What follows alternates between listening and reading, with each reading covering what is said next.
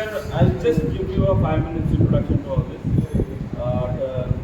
Someone is left right for this. We can start. Sir will be discussing this again. Texture means proportion of sand, silt and clay, right? So to measure the structure, first we need to break it. We need to separate those things, right? In soil, these are present in as aggregate, right? They are not present as separate particles. They are grouped to each other. If you say in a very common language. And what are those doing agents? Those are carbon carbonates and sisters. Yes, they become permanent. So then, what are the pre-treatments that we need to give? First, we need to remove the calcium carbonate. For that, we give it HCl. Yeah. Then we need to remove those cis2 oxides. For that, CPT treatment we give this carbonate.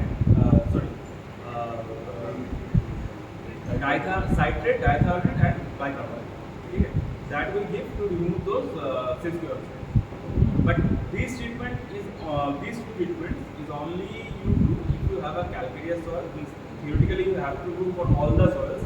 But since if just like in this particular place, we don't need that CPT because we don't have such cis2 oxides in this kind.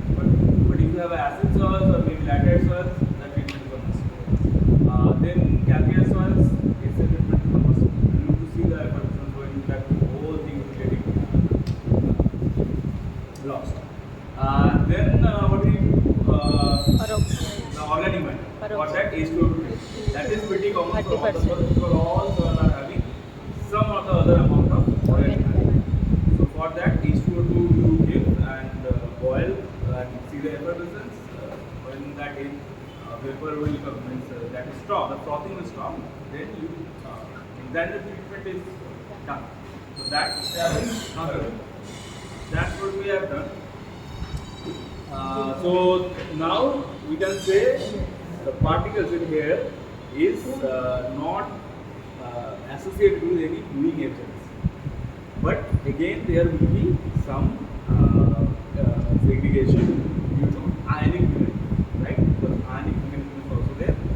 So obviously we know the flocculating ions are calcium, aluminum and all, the smaller ions with large charges. So to counter that, you need to soak these things with sodium hexametaphosphate. Now why sodium? Because sodium is having, I told you, it's a large size, and there again we are giving it a hexametaphosphate. Metaphosphate is also a larger ion, so it's a large size kind of ion. So that we have already given yesterday night. We have in this treated soil we put that hexametaphosphate so that it is a pre-treatment kind of thing. Then we will just take the soil here. That is weight, right? It's 100 gram. Yeah, 100 gram of soil is there, and then we will just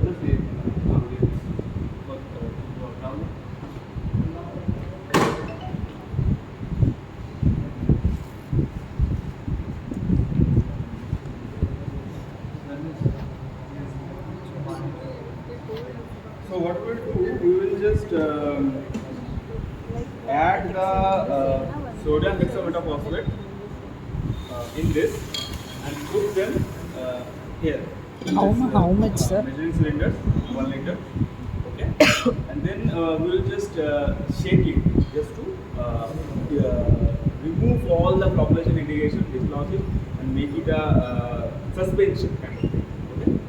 And then as we know, these are particles, and due to gravity, all particles will come down.